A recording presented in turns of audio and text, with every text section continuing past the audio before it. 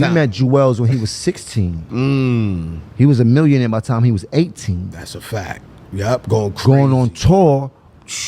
You understand? So people don't understand the dynamic of how much pressure it is to be that young with that much of money in an obsessive game. You that did? Bleed you dry. Don't even that give bleed you dry. Don't give you time and to think. We're looking for vices every day because every day is a party in this mother if you don't focus up. That's a fact. The music business almost destroyed Juelz Santana before he even got started. Jim Jones is breaking silence on Juelz Santana and the real story behind his rise, his struggles, and how the game almost buried his potential. You don't see stories like this too often. Juelz was in the studio before he was even a teenager. By 16, he was already making moves, and by 18, he was already a multi-millionaire. But the pressure of fame that young is insane. There's money, there's touring, there's people everywhere trying to take advantage of you. It can break you down if you're not ready. But the story doesn't stop there. Jim Jones admits he played a hand in the chaos too. He's being accountable, being real, and now he's ready to show the other side of the story. The part the industry doesn't teach you. The part the labels and the money don't prepare you for. And there's a lot coming in this conversation that fans have never heard before. Now I'm about to play this clip for y'all, but before I do, I just need y'all to like, leave y'all thoughts down below in the comment section, and subscribe. Let's get into it. People don't know I met Juelz. He was in a group with Bathgate. And that was and they was trying to sign to Rockefeller. Word Rockefeller up, had did some deals with them, and that was like when he was like 14. 14, my G, because I was doing Memphis Bleakers at this time. We met Juelz when he was 16. He was a millionaire by the time he was 18. That's a fact. Yep, going crazy. Going on tour. You understand? So people don't understand the dynamic of how much pressure it is to be that young with that much of money in an obsessive game. You that did? Bleed you dry. Don't even that give bleed you dry. Don't give you time and to think. We're looking for vices every day because every day is a party in this motherfucker if you don't focus up. That's a fact.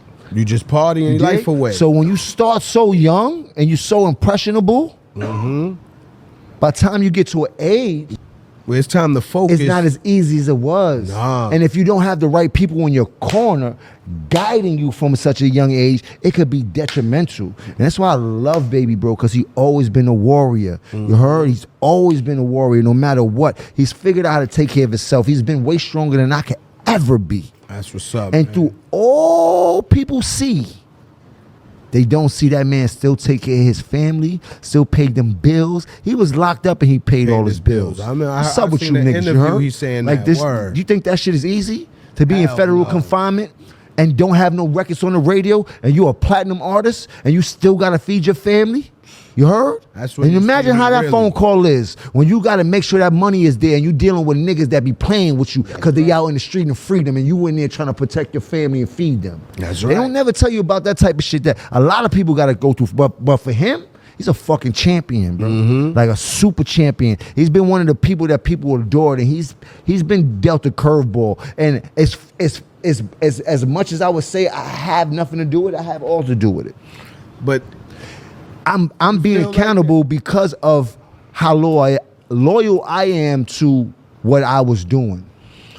But I look at it as when everything went left with Dipset, you took him more under the little brother role. At that point, I had to. It was way too late for the advantage that was taken of him already. But that, Remember, I'm not signed to nothing. I can't dictate shit. I'm not on nobody's paper. I ain't the nigga. I'm a so-called CEO. You heard? Like, it's not my position. But shout out to Juelz, because I love him to death. Juelz the bro, And man. You know that anything that you need, that I've always been there, and I'm going to do anything that you need moving forward. And we're going to get this intervention show together. It's going to be one of the illest shows that illest shit anybody has ever. ever seen. You heard? You know and he what's got some music. He was just playing me some shit the other day.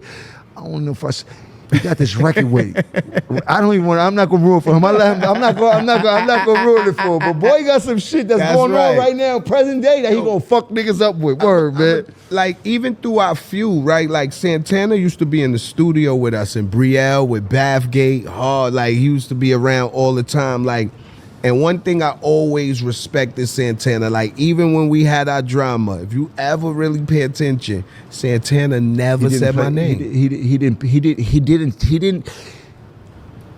It wasn't about him. Yeah, like, And he tried to play his part as much as he could yeah, without feeling like he was doing some shit he didn't want to do. Mm-hmm. You understand what I'm saying? yes.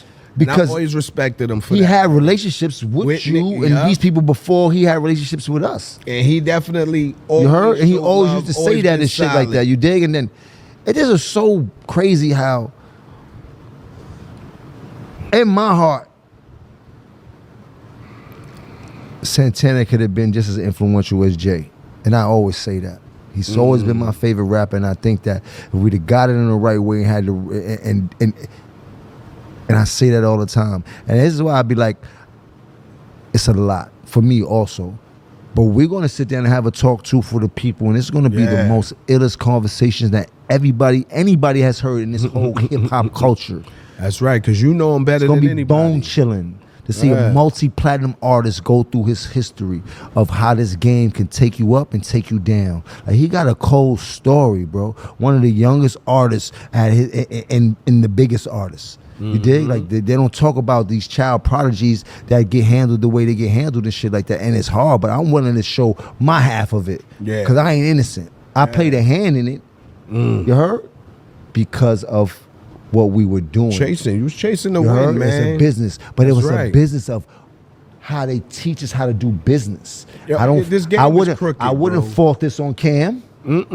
You heard? I can't place that blame on him. I faulted on how the game was taught to us. Yes, the game is. It ain't You understand the what I'm people in talking the game, about? it It's is the people game. tell you, like, nah, you gotta Yeah. get this percentage. Nah, take this from them niggas. Yeah. Take this from them niggas. Like, these niggas was raping artists wholeheartedly, bro. Like, and I've been watching this, and I'm like, God damn. And you only know what you know until somebody sees you something different, until That's it blows right. up in your face. And if it didn't blow up in our face, then I don't think that it would ever come to this place where we at right now, where there's a possibility or where he can get back to what he lost. No, that's a fact, bro. You heard? This game is crooked, bro. Like, it's a lot of shit they don't teach you coming into it. They don't tell you. They don't prepare you for. I don't own my masters, nor can I get my masters back. Nigga, let me sign a lifetime contract where Koch owns my masters for the lifetime of my fucking life. But that's what I'm trying to tell you about dealing with niggas that you trust. You heard? So you got to be careful out here, bro. But you also have to be a man and accountable for your own mistakes and trusting people too much. Yeah. So I can't blame nobody but my fucking self at the end of the day. That's why you never hear me mention it. So you never hear me be a sourpuss about it, because it's all on me at the end of the day, and I knew I should be way smarter than that. Yeah. The industry took a young star with limitless potential and forced him to fight his entire career. Look, when I think about Juelz Santana, I see somebody who was born to shine. He had the talent, the drive, and the vision. The game tried to break him. In a lot of ways it did. But what stands out to me is his resilience. Even when things were unfair, even when the business was crooked, he kept moving. He stayed loyal to his art, his family, and the people who mattered the most. That's the mark of a true champion. The music industry isn't forgiving, especially back then before the internet. It's built to test you, to push you into corners, and to reward only those who can survive the pressure. Juelz started so young with millions in his hands before most kids even knew how to budget. Most people don't understand the weight of that. The touring, the money, the parties, the people who want to take from you at every single turn. That's a lot to deal with, and yet he navigated it better than most. That's why Jim Jones says he's always been a warrior, and he is. I respect how Juelz Santana never let drama define him. Even through feuds and challenges, he kept his focus. He stayed professional, stayed creative, and stayed loyal to Dipset. That's rare in this game, and it's something fans should really appreciate. When people talk about the most loyal in this game, people often mention Tony Yayo and Memphis Bleek. But I believe that Juelz Santana belongs on that list as well. When you hear Juelz talk, you see a story of growth, survival, and dedication. It's good because it shows that even in a business designed to exploit talent, integrity and perseverance still matter. From my perspective, this story isn't just about lost potential. It's about the lessons. It's about seeing how much the industry asks from artists and how much they have to sacrifice to stay relevant. Juelz Santana's journey is proof that talent alone isn't enough. You need wisdom, patience, and a support system. And in a way, he had all of that, which is why he's still respected today. So let me ask y'all this. Do you believe Juelz Santana's potential was truly stolen by the industry? Or was he always destined to carve his own path? And who do you think in today's game has that same kind of untapped potential? Let me know your thoughts down below in the comment section. And make sure you like and subscribe. Peace.